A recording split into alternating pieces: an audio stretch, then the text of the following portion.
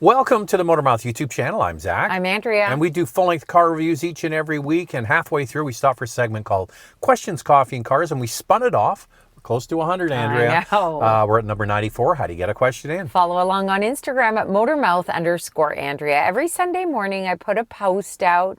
Once we gather our questions, the post is deleted and we start the show. Time now for questions, coffee, and cars.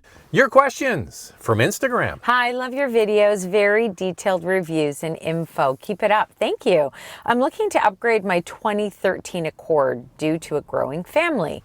What is a good SUV to buy now, considering I have a family of 4, newborn included, with rare visits from parents? I drive mostly within 20 miles on regular days. I was thinking Model Y due to fuel costs, but thinking not to go EV now. Any suggestions? Well, if you don't want to go... Oh, by the way, and he added a budget under 50,000. He said miles, so I'm assuming that's the U.S. Okay, so you could have a little bit of your cake and eat it too by getting a Mitsubishi Outlander PHEV. 99% of the time, you're going to use it just as a 2-row for you and the rest of the family. Yeah. In that rare occurrence where you have a grandparent visiting, for example, you have a little jump seat 3rd row as standard equipment. Plus, it's a plug-in, Andrea. Yep, it certainly is. Or how about the Sorento plug-in hybrid? That is another great option. You hardly put any kilometers on or miles on, so I think you would be great to get a plug-in hybrid. You can use a level 1 charger.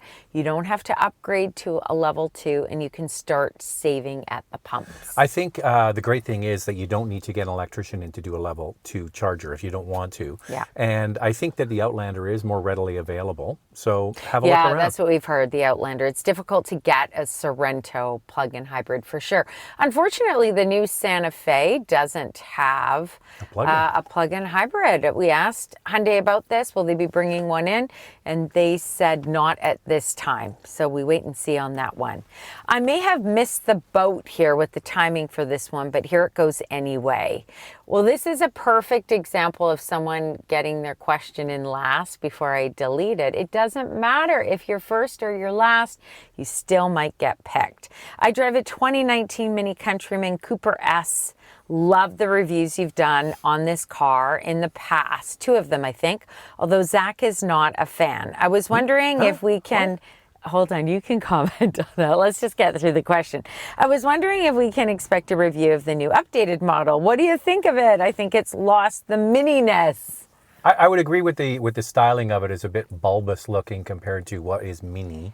What do you mean I don't like the Mini? He loves the Mini. What I don't like about the Mini is the interior is with all the buttons and switches and the round thing. So now they've gotten rid of all the buttons and switches and now they just have the big round thing. And also the weird digital driver display, right? Yeah, that was just like placed So on. It wasn't the way it drove because we love driving. Every time we get a Mini, we're like, oh yeah, Mini, they're great fun. I get it. And I could adjust to all of that stuff. But we haven't, the new one's on a train on the way here. We're going to get it. Yeah, we're going to get it soon.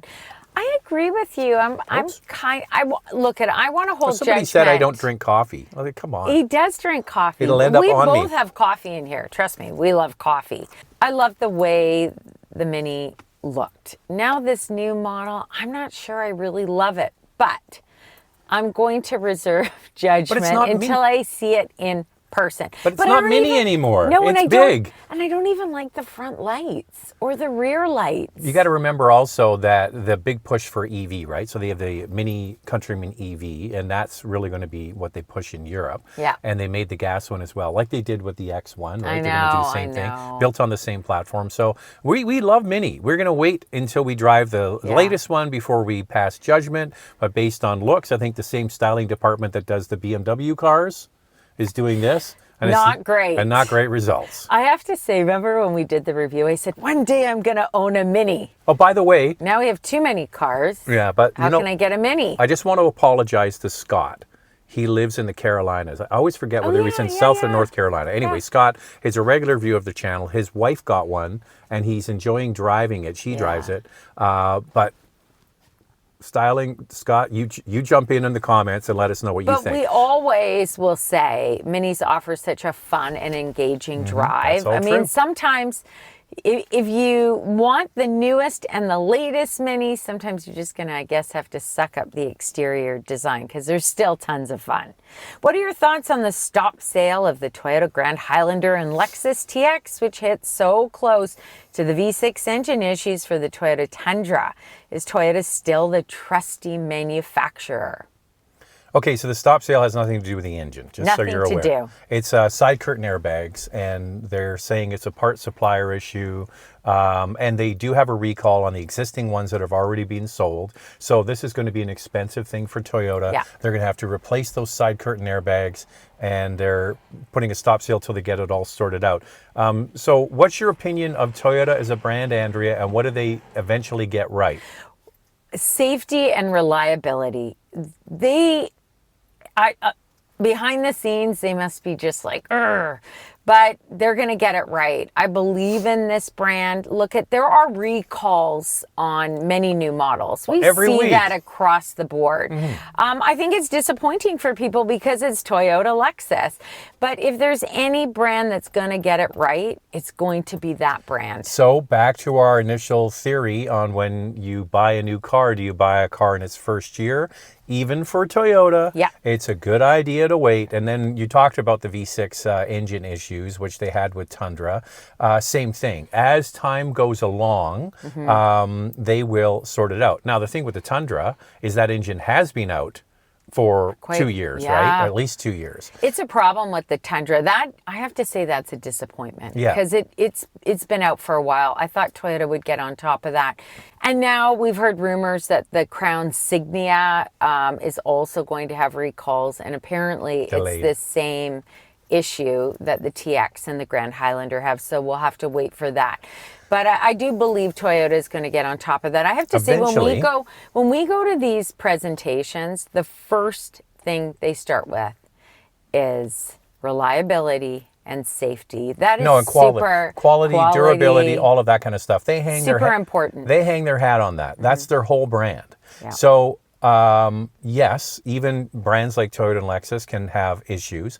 They have brought a lot of brand new models to market in the last couple of years with all kinds of new technology, new engines. Yeah. They even have new infotainment and electronics. So even mighty Toyota can be susceptible to all of these issues. Sure. So once again, it's still a great rule of thumb. Don't jump in feet first with a brand new model, maybe wait a year. In the case of the Tundra, we're hearing reports of people with all kinds of squeaks and rattles. Yeah. And that's why, Andrea, a company like Toyota, sure, they make a nice pickup truck, but that's why the domestic brands absolutely dominate in pickup trucks, because they do them really well. Yeah, they know how to make a pickup truck. So we're hoping that Toyota is going to sort this out. There's a lot of powertrain options with that brand, and many of them are new. So they've got to get it together. Hi, I really love your spontaneity with your conversations. Was wondering if the BMW i3 is going to have a return. The i3s, don't you know who the i3s are, man? No, there's not going to be a return of the i3.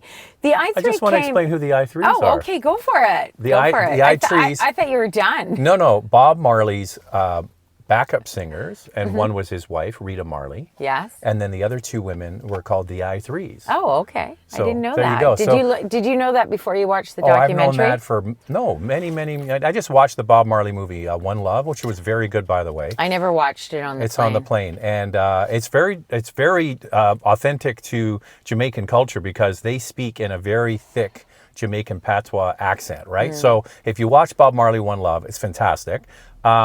But you have to kind of listen, because if you don't know the dialect, it's tricky. But I knew that from years ago. The i3s. The i3s. Okay, so Don't bite me finish. You have to play Bob Marley if you get one. That's all you can play in the car. Well, I was just going to say we had we had two Volkswagen vans, and one of them in particular, we took it camping quite a bit.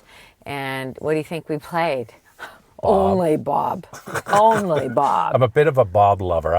If you watch this regularly, I like my Rolling Stones, but I love Bob Marley. Yeah, Bob is cool. Our Exodus, so cool. Bob Marley might be one of the best albums ever recorded. And something about listening to Bob Marley in an old Volkswagen van, it just makes sense. And no, we didn't smoke weed in the No, van. we didn't. We didn't. We're not weed smokers. But Zach did have a name for the van, which I'm not going to repeat. Anyway, all let's I can get say back is to the... just remember to put the handbrake on. That's all. He had to take it just a step further, right? We couldn't have just People left it want to with know. me. Okay, what are your guesses? So there was the name of the van 1 and the name of the van 2, which 2. we called 1 and then do. Yeah. Do. But they had the same names. They had the same because we had 2 Volkswagen vans and they were used for camping and other activities. Okay, back to the i3 before Zach gives you way too much information that's not necessary. The i3 came out in 2013. There were 250,000 units sold. They dropped it in the U.S. in 2021 and then in other markets in 2022. A lot of people were disappointed because it was a small EV that was produced by BMW. Rumors are that they're going to come out with another one. We'll see. Yeah, man. Hey, lovely couple, I'm planning to buy a Tucson 2025, or should I wait for the RAV4 upgrade next year? What are your thoughts on the RAV4 2025? Well, we don't expect for it to get that total redesign until the 2026 model year. Those are the rumors that we're hearing. So I don't know if you can wait a bit to get that RAV4. I think it's going to be a substantial change. So we do have some intel because the car is made in Canada and we have more contact with the Canadian PR team and senior executives than anybody at Toyota, anyone else at Toyota. And because it's made in Canada, we heard a little bird told us it's probably going to be the end of 2025. So Andrew's right, 2026. So you know what? If you're not in a rush, it's still a year and a half away. Still a year and a half, and there's going to be a monster waiting list to get one. Unless you take our advice and don't order it in its first year. But I think, it's going to be only hybrid. That's what I was just going to say. Sorry, it's Andrea. Only going to be a hybrid. Thanks for stealing my thunder, Zach. Okay, what else? What else do we know about it, Andrea? What do you think it's going to be powered by? It's going to be powered by a hybrid. It's going to be exclusively a hybrid. And of course, there's going to be, I'm assuming, the plug-in hybrid. They're not going to get rid of the Prime. The other thing is, with all the regulations in place for emissions, the government wants any new vehicle to qualify for credits that these manufacturers are to get. Has to be 70 kilometers or more. So maybe all the subject to plug-in change, Andrea. all subject to change. But let's just say right now, Toyota it's getting close. It's getting close. They're working on it, well, which would be great. They get 68 kilometers of range. If they could make it lighter, now they make it. If they could make it lighter, that's a big jump though. But, maybe they just make the battery a teeny weeny bigger. So it's up to you if you can wait. We like the 2025 Tucson. It looked good at the auto show. Where did we see that? New York Auto City. Show. Well, we have to wait for it to come in. So we'll give you a full review when we get it. Hope Zach enjoyed his spaghetti and meatballs. This is for Father's Day. Actually, had it 2 days in a row. Well, we had a bit of a glitch on Father's Day that the boys were actually busy. One just came back from Europe. The other one was working. So we went to our niece's graduation and birthday party. So one night before Father's Day, I got spaghetti meatball. Because I'm so great. Because Andrea is so nice. I came into the kitchen and it's all getting whipped up and I'm like, ooh. Just whipped up like that. And then we actually delayed Father's Day celebrations till the day after. And I got it all again. I said to Andrea, do I get spaghetti meatball twice? And she goes, absolutely. And guess what? When you let that sit in the pot, the best. Couple days later, it's just we always so know tasty. Leftovers. Like spaghetti sauce tastes better the next day. Was there a question? What do you think about subscription-based services like paying a monthly fee for a remote start, schedule climate controls to precondition your plug-in hybrid, or manage charging functions like battery charging status? Shouldn't this functionality be part of the PHE function and not have to pay for it? Yes, I agree with you. That's ridiculous. Have you seen the price of cars? It's ridiculous. Have you seen the price of cars, car makers? Like, you're already charging a lot for your product. People are struggling to pay for like every time we get a new car, they keep going up in price. So Crazy. like, just bake it into the cost of the car. Just bake it in. Every time we get a new car, I think we reviewed the 2024 Pilot, then we got the 2025 Pilot, and there's really no change. Just saying, but it's gone up in price. Yeah, so bake it in. Bake it in. You guys are awesome. Thank you. Here's my question. Do all cars have that auto off, auto start stop feature that seriously adds miles per gallon? Thought on this feature? Some are better than others. I've got to say that. I would say the majority have it. Not all of them have it, but the majority. But yeah, it's one of those things that is okay if you can defeat it. Yeah. If it has a switch. If it has no switch and you're stuck with it, that can be frustrating, which comes to the point that you really have to test drive a car before you buy it. And also look in and see if it has it. Yeah, we recently had the BMW X2. When you have it in normal mode, you can't shut that off. You've got to go into sport mode, which in a way kind of defeats the purpose of it all, right? Of getting good fuel economy. But yes, it does help, because when you are at a stop sign or you're at a red light, you're not idling. The engine shuts off and then it starts back up again.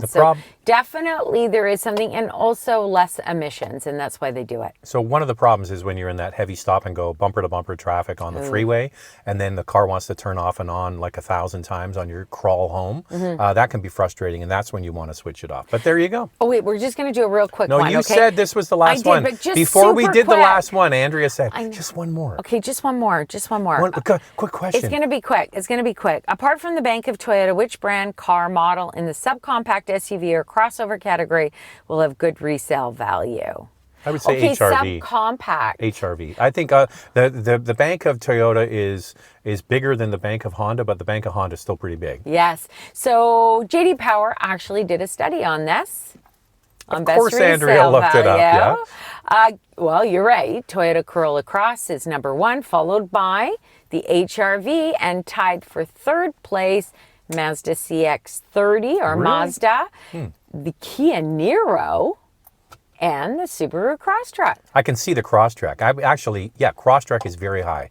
Yeah. I would say probably in the Canadian market, it would go Toyota, Honda, Subaru. Subarus are killer in the Canadian market. Maybe in the United States. I can't believe the CX-30 because it's so teeny weeny. But so fun to drive. So fun to drive. Maybe it's that the turbo skews it higher because they don't sell a lot in the used market. You still have to pay a premium to get it. Could be, but I like it. I like the CX-30 a lot. Whoever has one. We're all out of time, Andrea. How do you get a question in? Follow along on Instagram at motormouth_Andrea. Every Sunday morning, I put a post out with Zach and I holding coffees. Once we gather our questions, the post is deleted and we start the show. What's your guess on the name of the vans? Yeah, what is your guess? Yeah, man. Type below.